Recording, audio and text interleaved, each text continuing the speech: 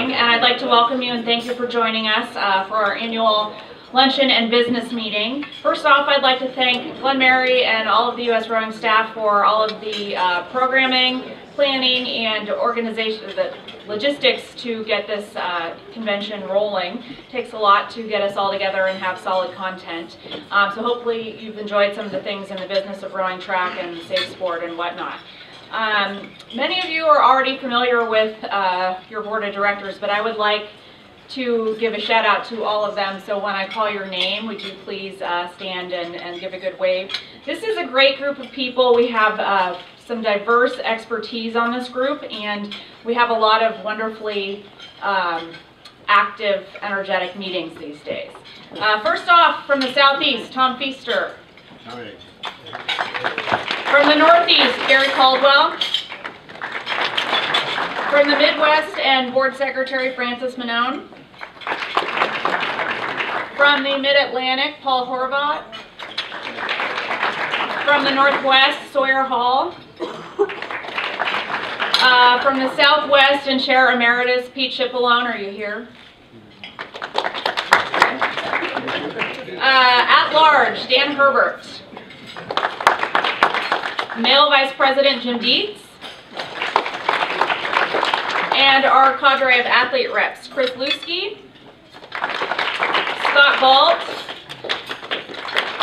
and Esther Loughran, who also serves as our board treasurer. And Megan O'Leary and Allison Townley were unable to join us today. So we, in the last 6 months since June, have really dug into a process to look at some strategic planning to really push the growth and the success of the future of rowing in the United States. We adopted a new vision statement, which has shown up on the website and on some publications that we've put out. That vision statement is, we are USRowing, fostering community, cultivating excellence, and developing Olympic champions. At your tables, you have a flip card, front and back, of accomplishments that have happened at the hands of the board, the staff, and many of you out there who've helped us along the way in the year 2014. And I'd like to bring Sawyer Hall up to do a little presentation on where we're headed with our strategic planning. Sawyer is a former Microsoft executive and owns a software firm that deals with some strategic planning pieces every day. So he's been teaching us a little bit along the way as we've done this. So Sawyer, come on up.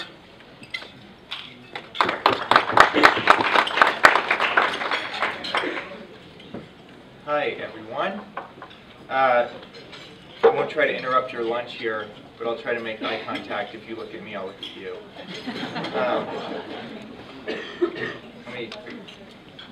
I'm sorry. Oh, this is fine. Okay.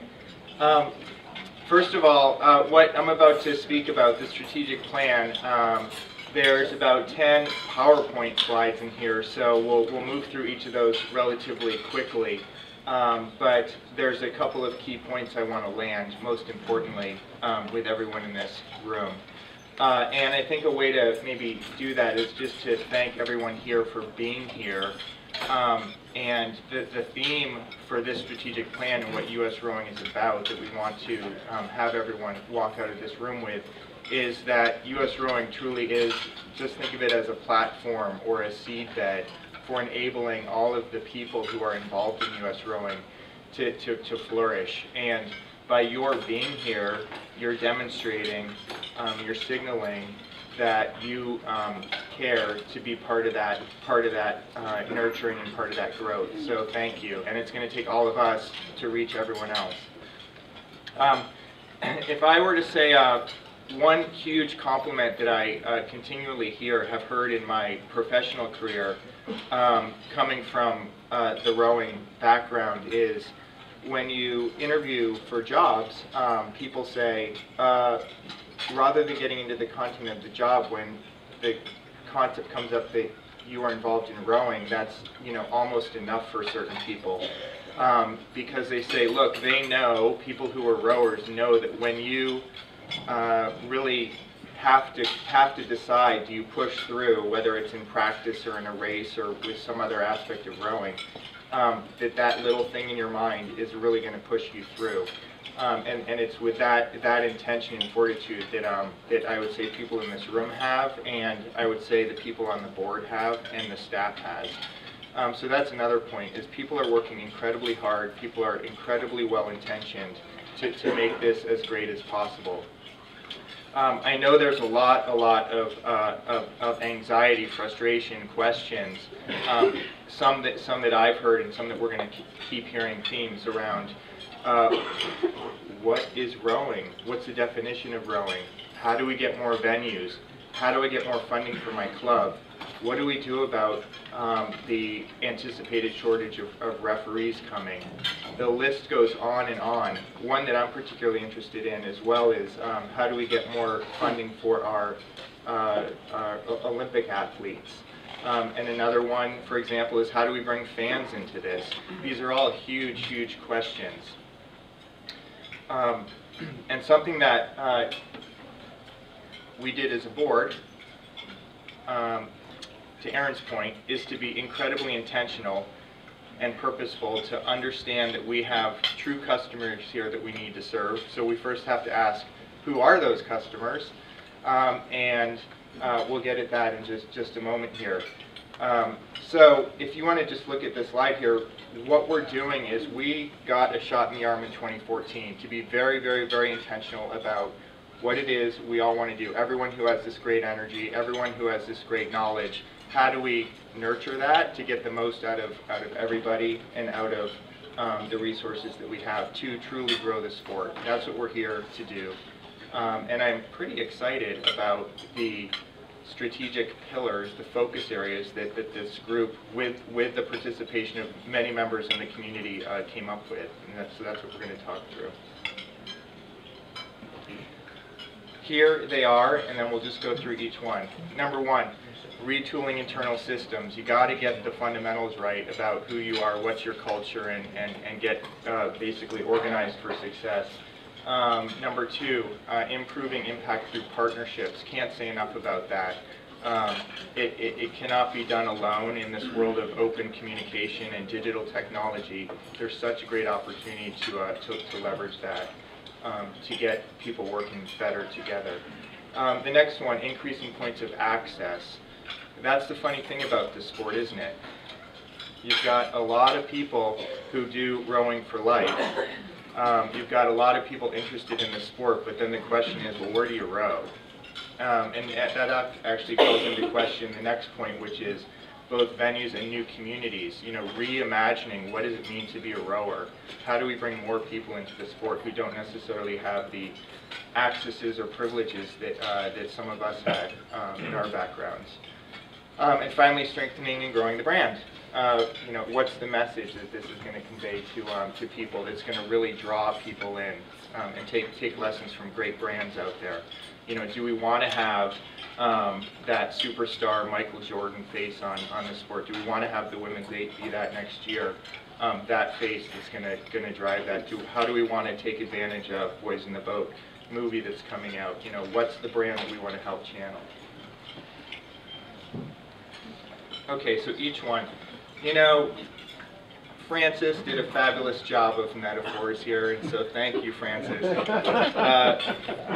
This is no better way to really walk away with true understanding of what we're about. So, internal systems is your bones. And if by the way, if something here resonates with somebody that you're either A, particularly interested in or have a question about, come up and speak to anybody about it, either with feedback, with questions, or with suggestions. So if the bones is what's of interest to people, there's a big focus on that. Making sure that we have the right systems, the right structures, that we're basically in a formation to be able to take on these great opportunities that we have before us for the sport.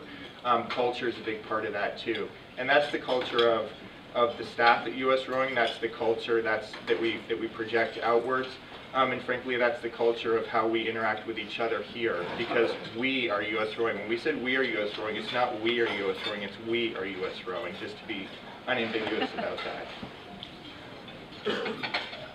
Improving impact. this is that muscle that you have to train every day, okay? Make sure I'm caught up here. Okay, this is about creating partnerships. There's, I think, a really neat opportunity to be very, very deliberate and to be very clear with all members of the community about forming partnerships. For example, USRowing this fall, as all of you know, formed a partnership with Rowing News and Chip Davis. And the reason for that is that USRowing, it was very clear that one of the foremost factors to success is communication. And Rowing News is a terrific communication platform to be able to carry on that conversation with the rowing community. That's an example of how that played out. More and more partnerships are essential to getting everybody to work well together. And these are both formal partnerships with, large, well-established organizations to what I'll call the, peer-to-peer network type of partnerships and relationships that are happening all the time. New venues are water. Yep, everything from clean water to rowing venues to water access. Speaking with Glenn, there's 4 different venues under consideration right now and more coming. So there's a deliberate focus right now by USRowing to really think through what are those venues that we can create. And again, creating those structures, those conversations, so that once you learn that, you can actually transfer that to other people in other communities who are doing that too. There is no reason why we should, if somebody does something truly excellent in one community, why that shouldn't be shared out with others in other parts of the country to help grow. And again, that's the seed bed that we're about creating. New communities. This is a really fun one because this really is the one that I think bends people's brains the most. It's hardest for me, and when I see people talking about it coming from different parts of the country. I grew up in Massachusetts, outside of Boston, did the pretty traditional thing coming up through rowing, and now live in Seattle. And the whole dynamic is quite different. Really to push people's thinking, open your minds, get rid of that ego around what really does it mean to be a rower. How do we bring that funnel of access to rowing for different types of people in? And then that is only going to grow the sport and grow excellence in terms of results and community impact that we all know we make. And there's a lot of really good things happening. Open water is one example. Indoor rowing is another example. So I challenge all of us to get real creative, and I'm sure not that you haven't been, but continue to think and then share what are those venues, those types of events we can bring that are going to bring different types of people together. And finally is the brand. That's our face. And there's really some intentional work being done, especially leading up to the Olympics and some of these other activities that are coming, to just take a refreshed look at what's the brand of USRowing, what does it mean, what does it mean to the different constituencies, to ensure that everyone feels included, that we've got the right messages sent. And so there's a group of people very, very focused on that. So if that's something you're particularly passionate about as well, there's a place for you to plug in here.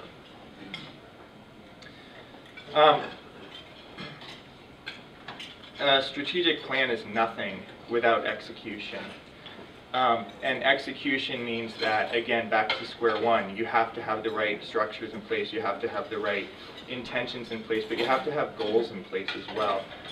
We're going to be spending a good part of our time over the next 24 hours, I guess, before we all part ways, to really think through what are our goals for next year. And when we think about goals, it's partly about what are the goals for USRowing, but really it's the goals for the sport here. And so this is where everyone comes into play. There are different customer groups represented here, and when I say customers, again, it's the rowers themselves, it's the refs, it's the coaches, it's the club directors, It's the fans. And so we need to make sure that there is a goal established for each of those different groups and that the strategies that we're pursuing are toward accomplishment of those goals. And we're going to hold ourselves accountable. And we want to be very, very transparent about how we're progressing against these objectives. So you can see some of them here. Number one, safe sports for everybody. Clean sports. There's nothing that crushes a sport more, of course, all of us know. Have our own personal stories, read the headlines. If something goes badly with the sport. So you just got to have those fundamentals in place and again, have the tools and services available to be able to ensure that everyone feels like they have the knowledge and the information to carry those out. Number two, that we're consistently meeting our performance goals on the world stage. There's so much effort and we're making such great progress. You know, there's a question of everything from how do we get more funding to the national teams, how do we go through appropriate selection procedures to make sure it's inclusive, to how do we again create the best funnel possible for the great opportunities that lie ahead for people. And then one of the favorites is how do we grow this sport? I have 3 daughters. They're all in their early teen years, and people again can relate. There's so much competition right now for different sports, and people are getting committed at earlier and earlier ages. And so how do we ensure again that young people and college, collegiate students and masters can really find access to opportunities and find ways to onboard and hook different people with different perspectives and different objectives. And again, not everyone has to have their sights on becoming an Olympic champion, but growing the numbers of rowers is going to be really fun. And frankly, boats on the water, that's good for all of the manufacturers, people who sell things, all the service providers, all of the coaching opportunities, you know, really neat opportunities ahead for the growth of the sport. Which leads to the last one, is growing revenue for the sport. Yep, we're very, very focused as well. Once we can grow the sport, bringing in some very interesting sponsorships and really, you know, growing up as a sport relative to other sports out there, and we have a lot to learn.